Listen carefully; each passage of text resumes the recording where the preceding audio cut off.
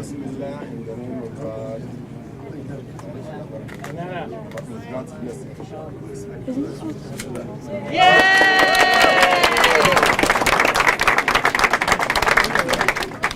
أعوذ بالله من الشيطان الرجيم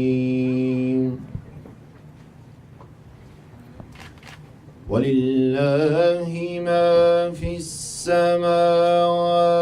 وما في الأرض وكفى بالله وكيلا.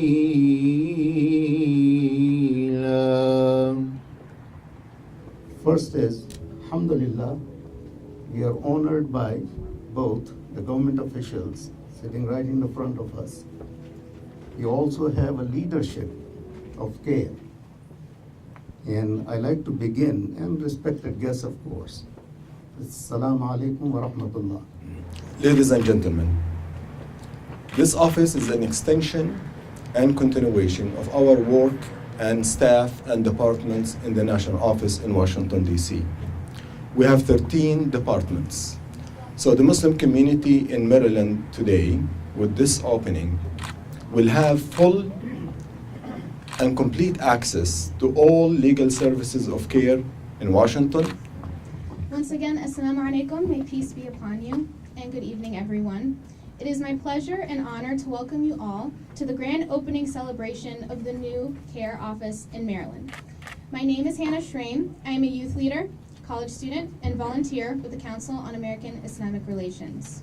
And it's truly such an honor and a privilege for me to be able to say that these are our allies, that these are our community members who are working side by side with us to make sure that nobody is left behind. And especially in this climate where we see so much intolerance, we see so much Islamophobia, bigotry, anti-Semitism, anti-Black racism, homophobia, so many different kinds of hatred that exists in our society. It's never been more important for us to stand together, side by side, and demand justice and equality, not only for Muslims, but for all Americans who are impacted by the policies that are coming from the top down.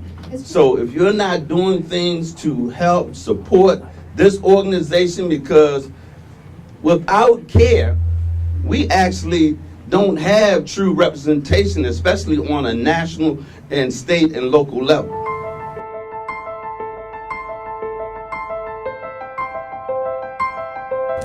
My involvement with CAIR began around 4 years ago at the very first Muslim Youth Leadership Symposium in Annapolis. It took one day to turn my life around. One day spent learning about Maryland state politics, the legislative process, and how ordinary people like me can truly change the narrative around American Muslims. Needless to say, I went home knowing I had a future representing American Muslims in our government. CAIR was very instrumental in helping me tell my story and to fight for justice, not only for me as a Muslim, but for also others who may have been faced with discrimination, whether they were Jewish, Sikh, or other religious afflictions. This ruling had affected everyone. Because of my Islamic responsibility and disappointment from the basketball ruling, I felt that it was necessary for me to take a stand and make a change for everyone. And with the help of CAIR and other organizations, the MPSSAA ruling was removed. I want to thank you and everyone.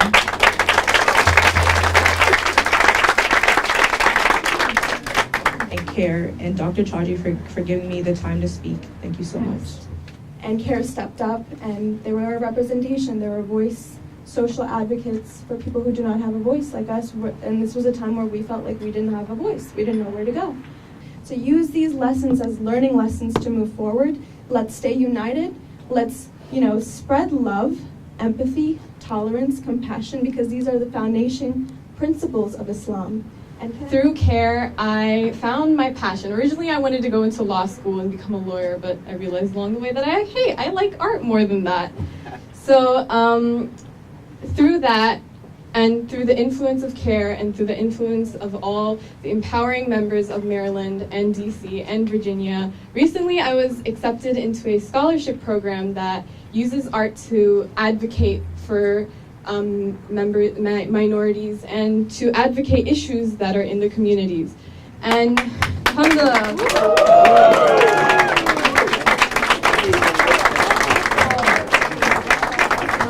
If you guys had heard in the beginning of this event, the brother had recited an ayah, and that's the same ayah.